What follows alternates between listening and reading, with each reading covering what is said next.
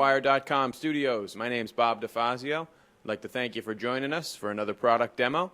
Today I'm going to be showing you the basics of the new Tascam DP-02 Porta Studio. And this is not to be confused with the new Tascam DP-02 CF, which is a little less flexible than the model here behind me. Doesn't have a CD burner inside of it, among other things. This device here offers a 2-channel input, 8-track multi-track recording, and some built-in effects, and it also burns its own CDs. So I'd like to show you how it feels and how it works. Let's take a closer look. So the first thing one would do with the new Porta Studio is get it out of the box and check out the demo song that comes with. So that's a simple process. You go up to the song menu, you load, and then you can choose the demo song. There's one that is not locked that you can play around with, and there is one that is locked, which means that there's very little you can do except change the levels and some of the EQ settings. So we'll say yes, please load that. We'll read our song. We'll go back to the beginning by holding stop and rewind, and we'll play our song. So we've got drums in the first 2 channels.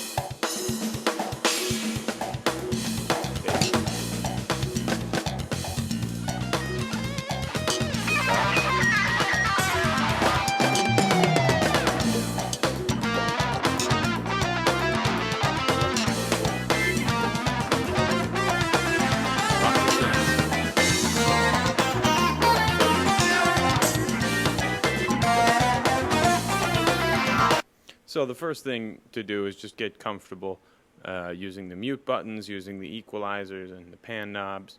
And then when you're ready to create your own new song, you'll head back over to Song and go to Create. And in this case, we're actually going to load one that I've already created called GearWire, which is a new blank session. In the top left-hand corner of the menu is a Home button. And the Home button gives you your time readout, so your location, and tells you the basic levels of all the tracks that you're recording or have recorded. So we have 2 inputs on this device. Both of them have mic, line, and instrument level inputs. And these here are the preamps or trim pots, depending on what kind of input you've selected, and they have an overload light. And so your input section is very small, just a simple preamp. And what you need to do with these 2 inputs, of course, is assign them to tracks. So the routing matrix on this guy is very simple. You hold the assignment for input A, so assign A to track 1. And whenever I hold down assignment on A, it'll show me that that input is assigned to track 1. So if I arm up track 1, preamp 1 goes to track 1. And input B, I can assign to track 2, and then I can put track 1 and track 2 in record mode. So you want to make sure you're not overloading. We'll turn up the bass until we see an overload, and then we'll back it off. Same with the conga. Woo! There we go.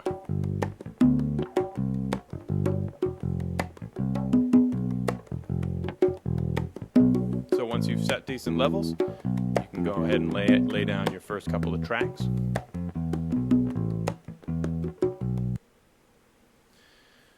So we're going to hit stop and rewind to take us back to the beginning and record play.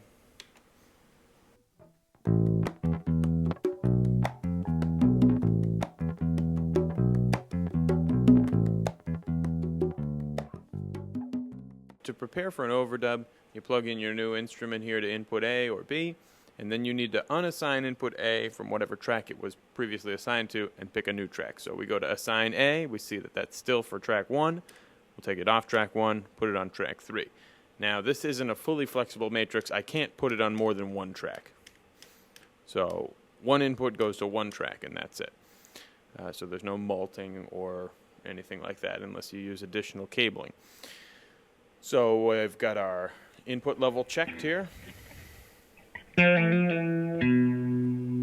little more volume out of that. Okie doke, and then we'll hit stop, rewind, arm up track 3, and play record.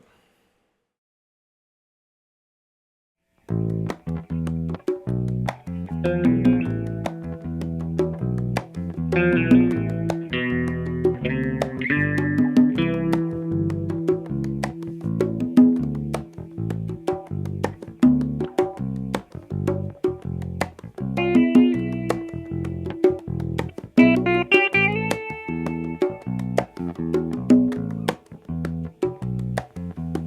stop.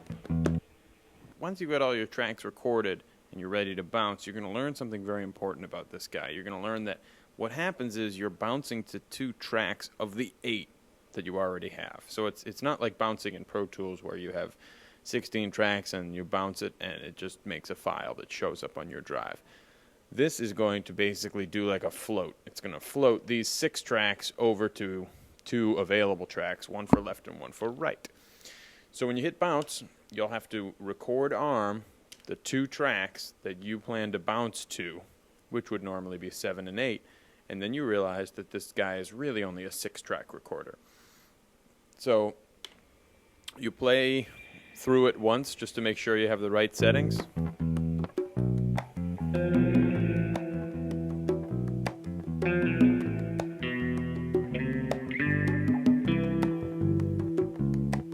And then, when you play record, it's going to bounce these 6 tracks over to track 7 and 8.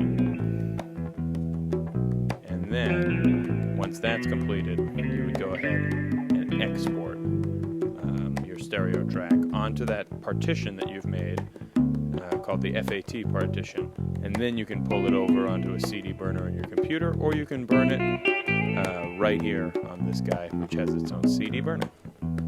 So I hope you've enjoyed our closer look at the new Tascam Porta Studio DP-02.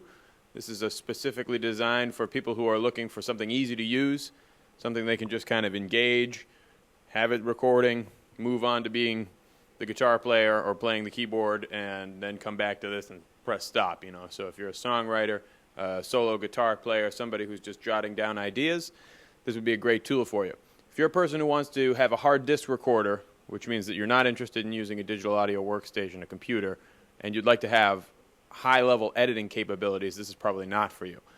Most digital audio hard disks like this, the physical hardware recorders, don't have great editing options or the visual nature of software, obviously. And this is one of those items that doesn't have great editing. But aside from that, it's slim. You drop it right in your backpack, be on your way. For those reasons, I like it. And I hope you've enjoyed our demo here, and hope you'll come back next time for some more product demos and walkthroughs here at GearWire.com. So thanks for watching. Have a great night.